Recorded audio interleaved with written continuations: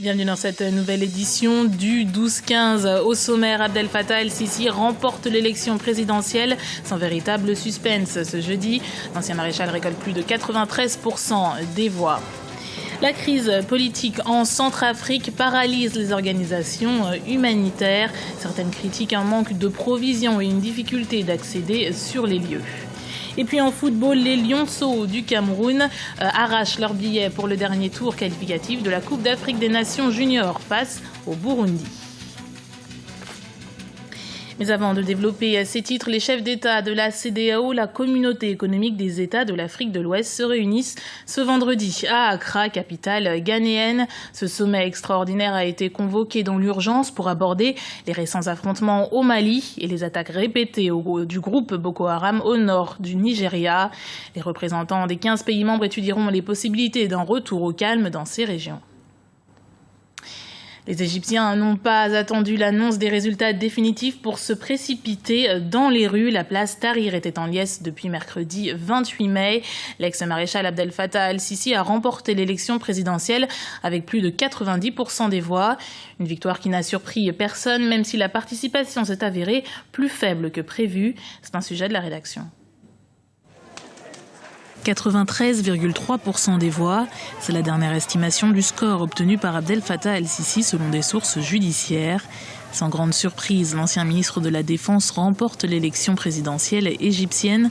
Le score de son rival, le leader de gauche Hamdine Sabahi, est sans appel et gravite autour des 3%. C'est une victoire annoncée d'emblée car le maréchal Abdel Fattah el-Sisi était annoncé gagnant de cette élection et d'une part qui a été boycottée par une grande partie de la population appelée par les frères musulmans, mais aussi par une grande frange de la jeunesse révolutionnaire. Et là, à l'heure actuelle, l'Égypte avance peu à peu vers la mise en place d'un régime autoritaire comme on a connu pendant des décennies. L'avenir intérieur de l'Égypte annonce que peut-être l'opposition ne verra pas sa place dans la scène politique.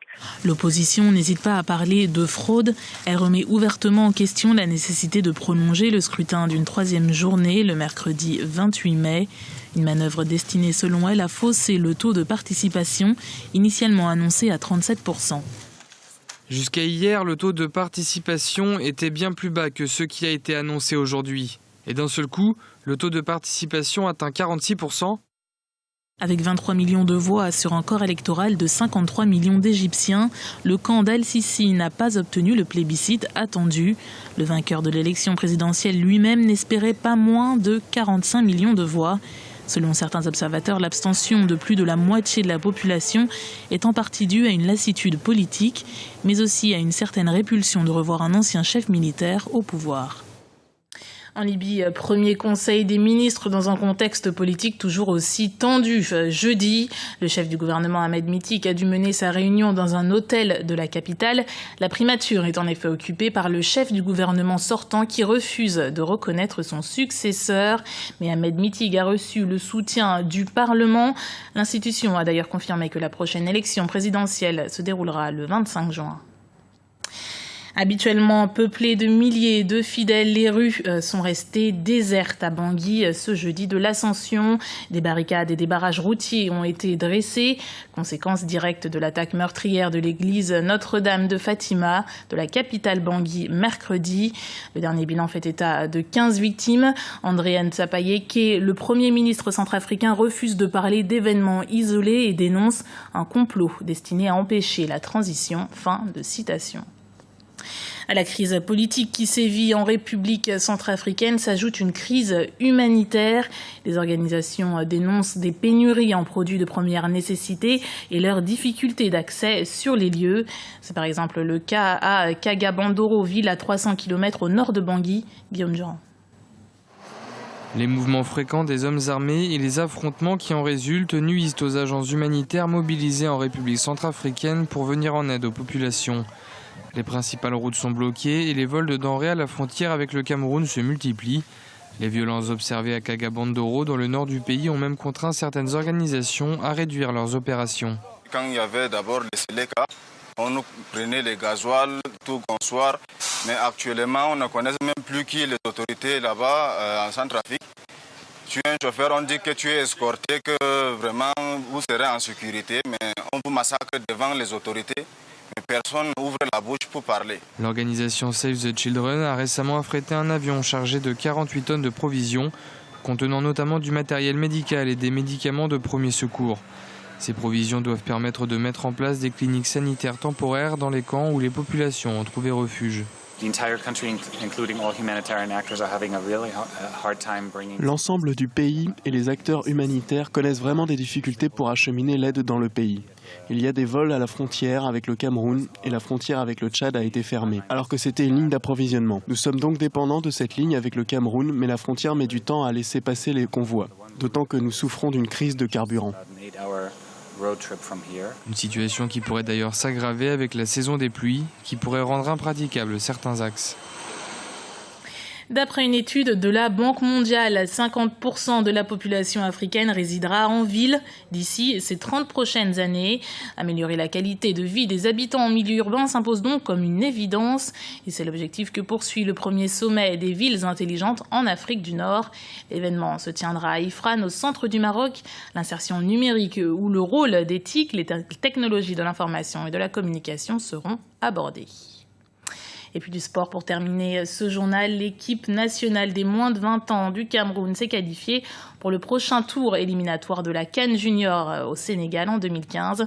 Vainqueur du Burundi au match aller à Bujumbura, les Lionceaux se sont contentés d'un match nul, 1 but partout ce dimanche à Yaoundé. Reportage de notre correspondant au Cameroun, Narcisse Doumbé. C'est dans la douleur que le Cameroun a décroché son ticket pour le dernier tour qualificatif de la Coupe d'Afrique des Nations Junior 2015 face au Burundi. Vainqueurs au match aller à Bujumbura 1-0, les Lionceaux ont eu du mal à imposer leur style de jeu ce dimanche à Yaoundé devant leur public. Dès les premières minutes, les Burundais prennent le contrôle des opérations et ouvrent le score à la 28e minute par Mvouye Kouré. 5 minutes après, Marius Noubissi égalise et permet au Cameroun de s'imposer 2-1 sur l'ensemble des deux matchs. Selon les spécialistes du football, malgré cette qualification, il y a encore beaucoup de travail à faire pour améliorer le niveau de cette équipe. Sur le plan tactique, c'était pas ça quand même. C'est vrai qu'on a gagné. Pour moi, je dirais que c'était un match un peu facile pour nous. C'est-à-dire que c'était l'occasion, on devait vraiment développer notre jeu pour les prochaines rencontres. Bon, techniquement, j'ai pas vu grand-chose. Mais l'essentiel est fait, je crois que c'est ça. Mais je crois que la critique, il faut critiquer parce que c'est ça qui nous permet aussi de changer. Le fond de jeu, je n'ai pas vu grand-chose au niveau du fond de jeu. Mais l'équipe est là, il faut juste travailler un peu. Du côté de l'encadrement technique de l'équipe, on attribue cette mauvaise qualité de jeu au manque de préparation. Ça devrait nous donner une leçon parce que, comme tout le monde le sait, après notre victoire au Burundi, nous sommes revenus, nous avons eu trop de difficultés. Il faut que les gens comprennent que les autres pays travaillent comme nous et que même si nous allons gagner à l'extérieur, et on l'a dit, ça n'a pas été facile. Et aujourd'hui, les gens l'ont encore vu. On s'amusait, on restait sur le carreau. Nous avons eu trop de difficultés parce que je pense que dans l'esprit des gens, ce match était déjà gagné. Au prochain tour prévu au mois d'août, le Cameroun affrontera l'Afrique du Sud. La phase finale de cette Coupe d'Afrique des Nations Juniors se déroulera au Sénégal en 2015. C'était le journal de la rédaction. Merci de l'avoir suivi. Retrouvez dans un instant une nouvelle édition du 12-15 sur Africa 24.